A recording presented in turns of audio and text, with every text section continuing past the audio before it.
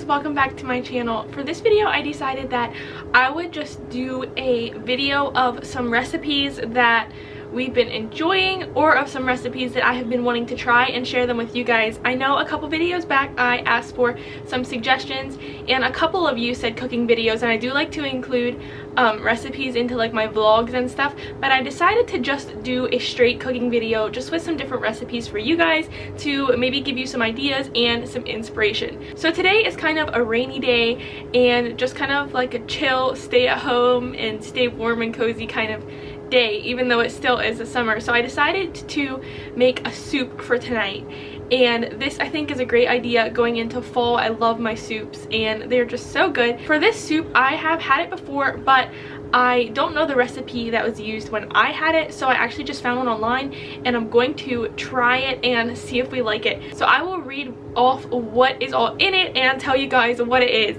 So I'm going to be making tortellini soup, and I'm sorry for those of you who are low carb, this is definitely not low carb.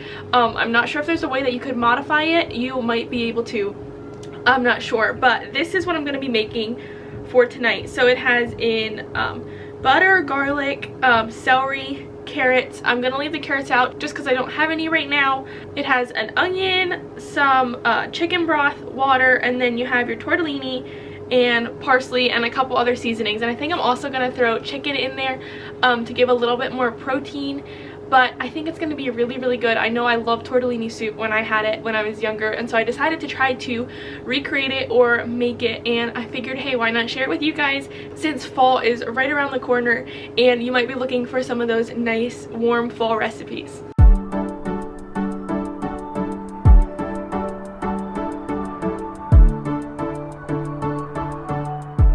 So as you could see, the first thing I did was put my chicken in a frying pan on the back of the stove to just cook while I worked on the base for my soup.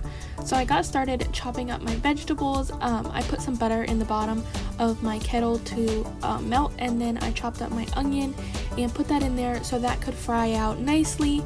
And after I added in the onion, I then did the celery and I did the same thing.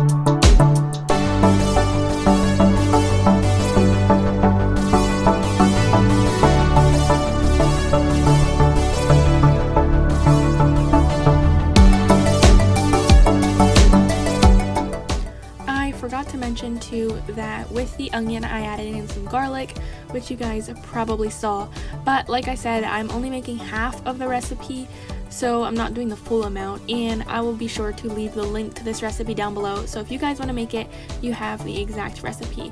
I then added in my chicken broth and some water like the recipe called for. Alright, so I'm actually just waiting for my broth to boil on the stove. The stuff that has like the parsley and the onions and garlic, all those yummy things in it. And I diced up my chicken because that was cooking on the back burner. I only did like a good size chicken breast, just one. That's all I'm gonna put in it. And then this is the tortellini I'm gonna use. It doesn't really matter what you use. I think this is like it's just a cheese tortellini. But I know there's so many different kinds. I'm actually cutting this recipe in half, and it calls for 9 ounces and this is 16. So I'm not sure if I'm just going to use half the bag or if I'm going to use a little bit more, because I know the chicken adds to the soup as well. So we will see, and I will obviously let you guys know what I use. But yeah, once the soup comes to a boil, then I can add in the tortellini, and I'll add in my chicken a while as well, and then it just has to simmer until the tortellini gets soft, and then it's ready. So it's super simple, really easy. Another thing is, if you guys are looking for a great freezer meal, you could make this ahead of time and freeze it. I don't know how well the tortellini would freeze, cheese, but you can always add it into like your broth and chicken or whatever once it gets out and is thawed, and then you could just simmer it for, I think it's like 20 minutes is all it takes for the tortellini to soften. And this is refrigerated tortellini, so it will soften faster than like the dry stuff. But yeah, I think it would make a really good freezer meal as well if you're looking for like an easy freezer soup or something you can make ahead of time. I only ended up adding in half of the bag of tortellini, and that was more than enough with the chicken that was in the soup as well. But guys, this soup was so delicious. I definitely recommend, if you're looking for a good fall soup, you need to try this stuff.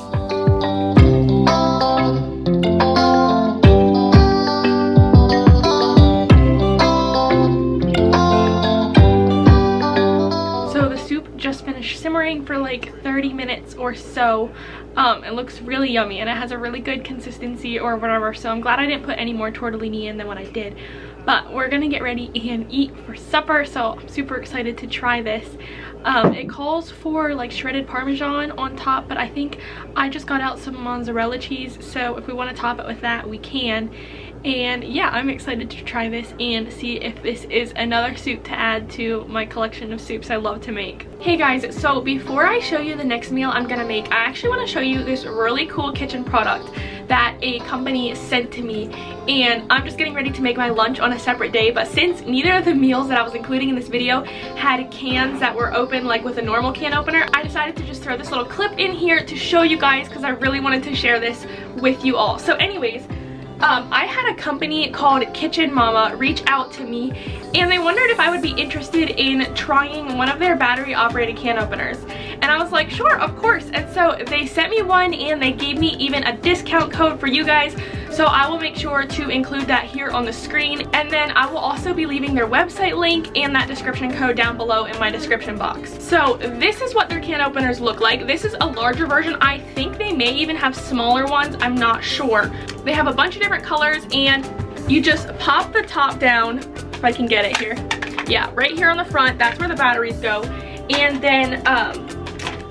And then you just set it on your can, and it pretty much opens it all by itself, which I will show you guys in a quick second. But another really cool thing about these is if you're someone who has arthritis, or it's just hard for you to open cans with the normal can opener that you just twist with your hand, this would be a great idea for you or for someone you know. I thought too, I know I don't even want to say Christmas, oh my word, because it's only like the beginning of September, but Christmas is coming up, and if you need a good idea for a gift for a relative or someone, one of these would definitely be the way to go. And I would say snag one while you can use my discount code. But anyways, enough talk about it. Let me show you guys what this actually does real quick. So here is what it looks like underneath, and you just take your can opener, and I'm using a small can, so I hope this works as well as a large one. But you set it down with the gear on the inside and this bigger piece on the outside, and then you just press the button and it does it all for you. So how cool.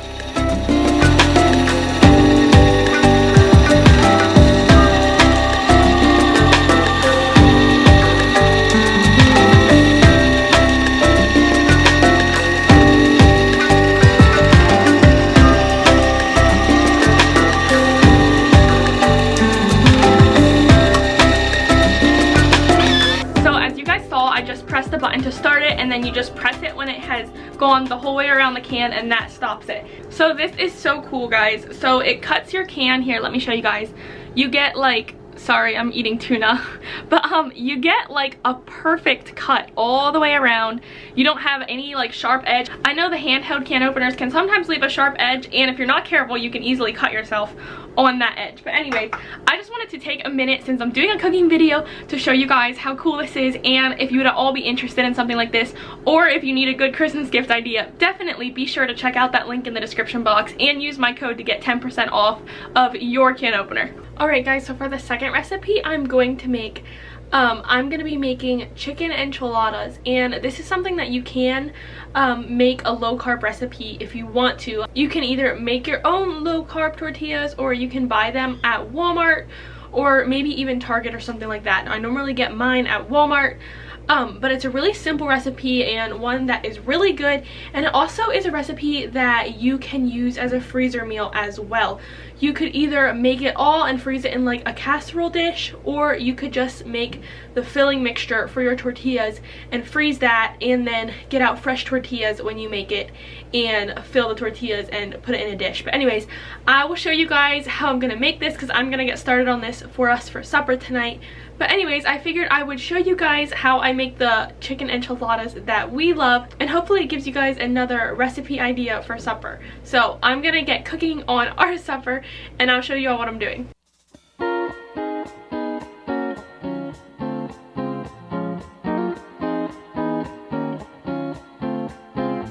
So my chicken is pretty much done. I just fried it up here in the frying pan, and I'm just going to bring it over to the cutting board. Yes guys, I did wash it in case any of you guys are concerned. And cut it up and then get started on my mixture to fill the tortillas with.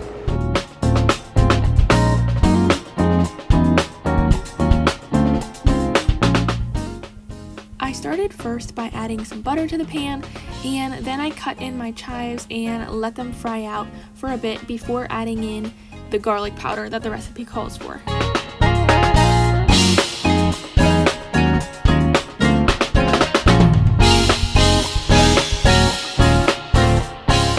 After that all fried up in the pan, I added in my can of creamy mushroom soup and my half a cup of sour cream.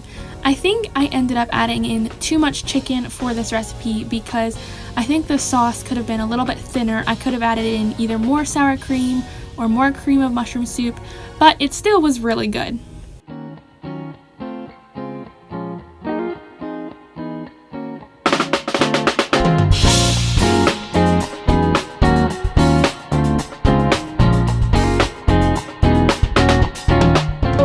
Have my kind of base mixture sauce made, whatever you want to call it. I haven't added in the chicken yet. That is over here all cut up, but anyways, I'm going to separate out probably about 2/3 of this sauce in like a separate bowl over here, and then I'm gonna add the chicken to like this 1/3 that's still in the pan and some cheese, and then the sauce that I separated out in the bowl will be used to put over top the tortillas or over top the dish at the very end. So that's what I'm about to do next.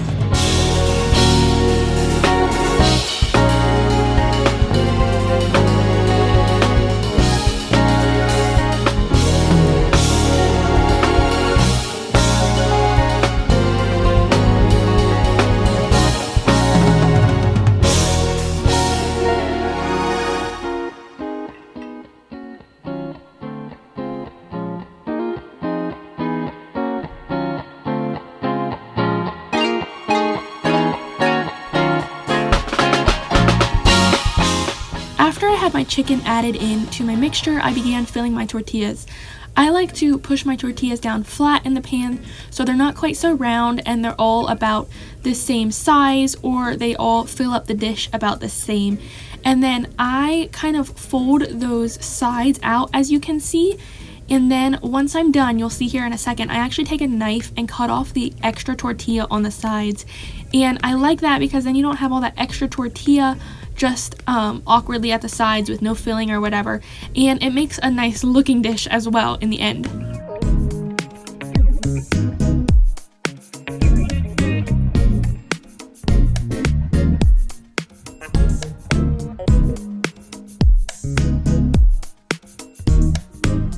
So the enchiladas just came out of the oven and they are looking super delicious. I cannot wait to eat them, but yes, here is what they look like at the end and when they're ready. I was debating how many recipes to include in this video, but I decided to just do 2 for you guys and do 2 that had some of the same ingredients like chicken, things like that, and ones that are easy to freeze. That way they kind of went along the same lines. But anyways, thank you guys for watching this video. I hope you enjoyed it and it gave you some food or meal prep inspiration. If you're new here, I would love it if you would consider subscribing to my channel. And if you guys enjoyed this video, it would be awesome if you could give it a like for me. Thanks again for watching, and I will see you all next week in my next video. Bye guys!